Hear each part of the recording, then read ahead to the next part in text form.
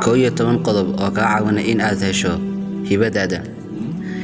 Dadyow badan ayaa ku jahwareersan wixii ay ku wanaagsanayeen oo aanay wali helin. Sidaas daraaddeed nolosha ka haray tartankeedii oo isdhiib noqdayna kuwa daawanaya sida wax u dhacayaan oo aan qayb ka ahayn dhacdooyin maalmeedka dunida dusheeda ka socda. Halkan waxaynu kugu sheegi doonaa 11 qodob oo inaga caawin karaya helidda iyo hanashaha hibadaynu ku gaari lahayn hadafkeena.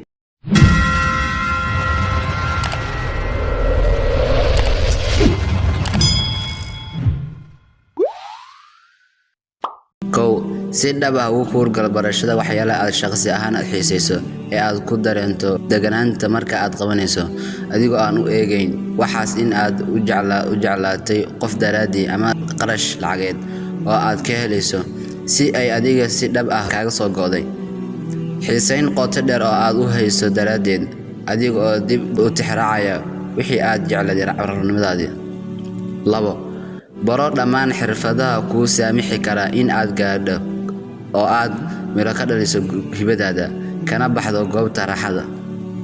3 dadaal iyo waqti gali waxyaabaha aad xiisayso kuna dareento farxadda iyo isku kalsoonida markaad ku dhex jirto.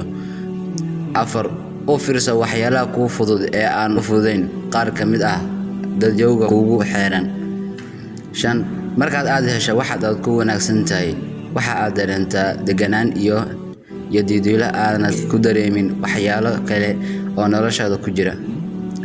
6 naftaada si waqti aad kaligeed la qaadato oo aad baaritaan gasho qalbigaaga iyo maskaxdaadana la hadasho.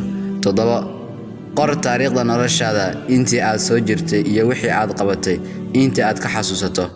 sidoo kale qor halkan in aad iminka taagan tahay noloshaada iyo sidii aad rabto mustaqbalka inay ku noqoto noloshaadu.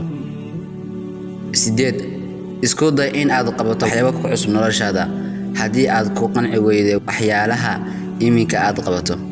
9 ha noqon qof indhaha wax ku qiimeeya ee noqo qof caqliga wax ku qiimeeya, waayo indhuhu waxay ku siinayaan jawaab ku habboon waxa aad arkayso halka caqligu ku siin karo su'aalo iyo sabab macquul ah ayna indhuhu arki karin. 10 samayso asxaab wanaagsan oo aad iska kaashataan wada shaqayn wanaagsan iyo waxqabad wax ku ool ah.